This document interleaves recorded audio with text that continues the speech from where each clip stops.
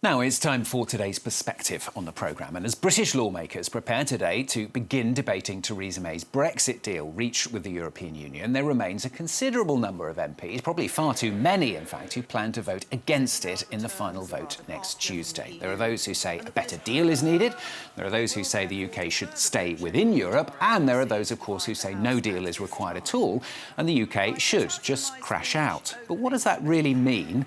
And would it really be as bad for the UK and for Europe as some would leave us to believe? Well, we're going to discuss that in just a moment. But first of all, Peter O'Brien reports on the government's plans for a no-deal Brexit. Rehearsals, contingency plans and warnings. The UK government's list of preparations for a no-deal Brexit is growing. The latest being an exercise for easing congestion from channel crossings, with the participation of dozens of trucks. Well, I welcome the Department for Transport ramping up Brexit preparations, but this trial is on far too small a scale. It's just about 100 lorries, when about 10,000 lorries come to the channel ports every single day. In another measure, work has begun on Ramsgate Harbour in the southeast to get it ready for a potential no deal. The government has awarded contracts to companies to run additional freight connections, so there'd be less pressure on Dover. A move criticised after it was discovered one of the firms has never run a ferry service. Ramsgate's local councillor says the harbour won't be ready in time, and the mayor of the Belgian port it's due to connect with has warned the same thing. Meanwhile, the public is also being told what to expect. Will my travel be affected when we leave the EU? What about documents for driving? Will mobile roaming change? A government radio ad refers listeners to a new website, which compiles information intended to help them prepare. In another step, around 1,000 police officers are set to be deployed in Northern Ireland to deal with potential disorder. This in addition to the 3,500 troops which will be on standby across the country. Well, joining us then on the programme today is Conservative MP Andrew Bridgen. He voted for Brexit. He believes a no-deal scenario would not be a disaster, but would, in fact, be an advantage. Thanks very much for being with us on the programme. So in that report, we saw some of the preparations. We've also heard, of course, over the previous months, even years, commentators, MPs, government bodies, business groups, I mean, the list goes on, doesn't it, saying that crashing out would be a disaster for the UK. Why is that not so? Oh, that's just pure project fear, and we've had a very inconvenient truth for the doomsayers this morning. We've had the Deputy Mayor of the Port of Calais on Radio 4, and he said there will be absolutely no delays, no extra checks on lorries as they leave Calais. There won't be any checks that won't be causing any problems at Dover whatsoever. How do we know that, though? Well, he's the Deputy Mayor of the Port of Calais. We've now got the ridiculous situation of David Lidington, effectively the Deputy Prime Minister, going on the radio saying there will be lots of delays when the Mayor of the Port of Calais is assuring us that there's not. This is pure project fear. We will not be crashing out of the European Union. WTO, World Trade Organization terms are the way we trade already with most of the world. It's the way that our trade is increasing.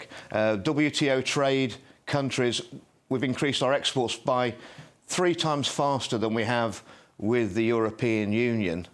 It may be faster, but I mean, 44% of UK exports and 53% of all UK imports are with Europe. I mean, that's almost half, isn't it, of traffic either way being with Europe, and Europe is right next to the UK. That totally represents 9.5% of our economy. It's a smaller part of our economy every year. The EU sell us twice as much stuff as we sell to them. 1 in 3 of the lorries travelling back from the UK to the continent are actually empty. So it's hugely in the European Union's interest, especially at a time when quantitative easing has just been stopped before Christmas in the Eurozone. We've got France slipping into recession due to civil unrest and the economy, and we've got the the German economy suffering its biggest slowdown since 2008, the Great Recession. I think the last thing that the Eurozone economies need is a reduced trade with their biggest trading partner. When we leave the European Union, we'll be 17% of all the EU's exports. That 1 may in be 7 true for Europe. of all German reduced cars. trade. I mean, that might be true for Europe, a reduced trade, as you say, but I come back to that figure. 44% of UK exports at the moment is with Europe. Do you really want to put trade tariffs on top of that? Well, we don't have to. Under WTO, we can immediately offer... We leave on the 29th of March. We immediately offer the European Union a reciprocal free trade agreement, go into talks. We can have up to 10 years with tariff-free trade. And given that we're buying twice as much from the Eurozone as we're selling to it, it's the only part of the world where we have that huge trade deficit. I think that's a very generous offer, which I think the European Union will be very keen to accept. And we can have up to 10 years of tariff-free trade, exactly as we've got at the moment, and quota-free trade until we have that free trade agreement. So next week we've got this vote, of course, Theresa May's deal. Next Tuesday that vote is finally due. I assume you're planning to vote against your own government? I will, because we won't be crashing out, we'll be cashing in, because we won't have to pay over the £39 billion of so-called divorce bill. Even the House of Lords, who are not known for their Euroscepticism over here in the UK, they said that if we leave without a withdrawal agreement, we will not have to pay the divorce bill. There's so much we can do with that £39 billion. We can increase spending on health, schools, the armed forces and the police. That'll be hugely popular over here. But so should you not really just are in a admit at this situation. stage? I mean, we had this vote last night in the British Parliament, didn't we? I mean, it was rather a technical vote, but it did show that there's no majority in Parliament for a no-deal Brexit, didn't it? Well, I think the problem is we are heading actually to a constitutional crisis in our Parliament, because there's actually no majority in Parliament for leaving the European Union. We have a Remain Parliament and the people have voted to leave. I ran the Leave campaign for the East Midlands. We voted to leave in my constituency by 61% to 39.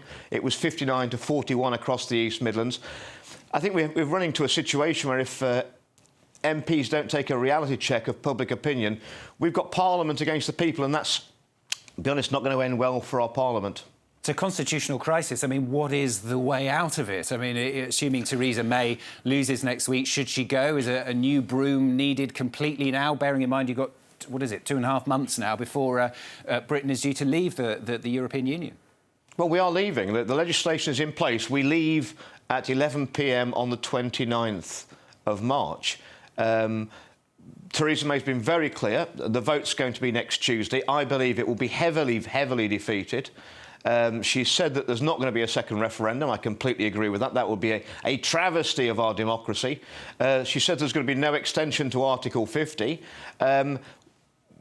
Well, I mean, we are leaving without a deal on the 29th of March. These preparations are belated, but they're sufficient. And I'm greatly encouraged by the Deputy Mayor of the Port of Calais and his commitment that Calais does not want to lose cross-channel trade to Dutch and Belgian ports by causing unnecessary delays. We're going to be in charge of our borders when we leave, and certainly the UK side, we're not going to cause any delays to imports or exports. They will be totally down to Eurozone countries if they wish to put on extra delays. That will be very counterproductive. 90% of the hauliers carrying those goods across the Channel are EU companies. There's also been a lot of talk in the last few days, hasn't there, about delaying Britain's exit just because there's so many conflicting opinions and apparently no way out of the scenario. Why is that not a good idea? Well, all we're doing actually is well, we need the full agreement of the other 27. I don't think that delaying Article 50 is going to make any material difference. And if you delay once, you might end up delaying again.